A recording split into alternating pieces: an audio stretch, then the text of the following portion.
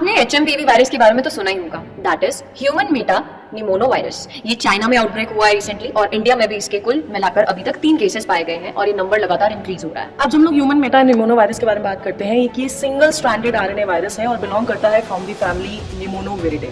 अब ये एक तरह का आरएसवी है। आरएसवी मतलब होता है रेस्पिरेटरी सिंशियल वायरस, यानी कि वो वायरस जो आपके रेस्पिरेटरी सिस्टम को इम्पैक्ट करता है, रेस्पिरेटरी सिस्टम से रिलेटेड इलनेस आपके अंदर क्रिएट करता है। तो इसके सिम्टम्स क्या क्या हैं? बहुत ही कॉमन सिम्टम्स हैं, जैसे कि हमें सर्दी के टाइम पर होते हैं, जैसे कि cough, fever, running nose, stuffy nose. साथ ही साथ अगर हम बात करें सोर थ्रोट, स्नीजिंग। बस इसमें एक अलग सिम्टम है, दैट इज रैशेस। इसमें आपको साथ में रैशेस भी देखने को मिलते हैं जो नॉर्मल कंडीशन में नहीं मिलते, और साथ ही साथ शॉर्टनेस ऑफ ब्रेथ भी होता है। अगर मैं बात करूं कि ट्रांसमिट कैसे हो रहा है, फैल कैसे रहा है, क्योंकि वायरल डिजीज है, फैलता है आपके कफिंग से, कफिंग से, स्नीजिंग से, शेकिंग हैंड से, हगिंग से, किसिंग से और उन सरफेसेस को टच करने से जो एक इन्फेक्शियस पर्सन ने टच कर रखे होते हैं। सो इसको चेक करने के क्या क्या टेस्ट हैं? जैसे कि हम पहले टेस्ट की बात करें, दैट इज स्वैब टेस्ट, जो कि कोविड के टाइम पर भी होता था।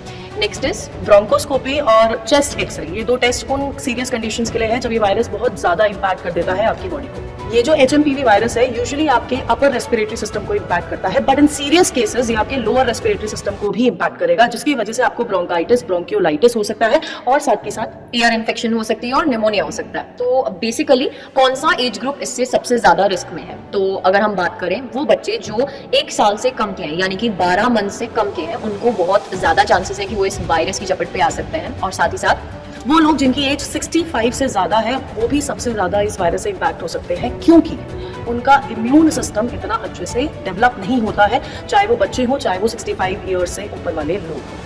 सो बेसिकली इन शॉर्ट अगर हम बात करें, जिन भी बच्चों का इम्यून सिस्टम वीक है, वो भी एकदम प्रिकॉशनरी मेजर्स लें। प्रिकॉशनरी मेजर्स में सबसे इंपॉर्टेंट आएगा कि आप मास्क डाल के रखिए अगर आप बाहर ट्रेवल कर रहे हैं कहीं, क्योंकि अब एग्जाम्स के टाइम आएंगे तो आपका हेल्दी रहना बहुत इंपॉर्टेंट है। साथ ही साथ अगर हम बात करें, आप अननेसेसरली किसी के साथ हैंडशेक मत कीजिए, और साथ ही साथ अगर हम बात करें, किसी सर्फेस को टच मत कीजिए अननेसेसरली। ज़्यादा से ज़्यादा हैंड्स वॉश करते रहिए। सैनिटाइजर का यूज कर सकते हैं एंड सैनिटाइजर्स का ज्यादा से ज्यादा यूज करें। एंड सबसे इंपॉर्टेंट है कि अपनी डाइट अच्छी रखें, बिकॉज अगर आप डाइट अच्छी रखेंगे तो आपका इम्यून सिस्टम ग्रो करेगा, स्ट्रॉन्ग हो जाएगा। बिल्कुल। सो अब बहुत सारे बच्चे कंसर्न हैं कि इसका इम्पैक्ट नहीं 2025 पे कैसे पड़ सकता है। तो यार इंडिया ने वो टाइम भी देखा है जब कोविड का आउटब्रेक हुआ था, एकदम बहुत ज्यादा केसेस आए थे, तब तो हमारा कंट्री इस चीज के लिए प्रिपेयर भी नहीं था, बट अब तो प्रिपेयर्ड है यार। तो इसका इम्पैक्ट बहुत भारी स्तर पे देखने को नहीं मिल सकता है, आपके एग्जाम कैंसिल नहीं हो सकते हैं। तो प्लीज अपनी तैयारी जो है वो उसी तरीके से बरकरार रखिए। तो पढ़ते रहिए, हम आपके लिए लेके आ रहे हैं एक और बहुत स्पेशल इवेंट कल शाम, यानी कि 7 जनवरी 7:30 बजे डॉक्टर ज़दा के चैनल पे, तो जुड़ना नहीं भूलना है।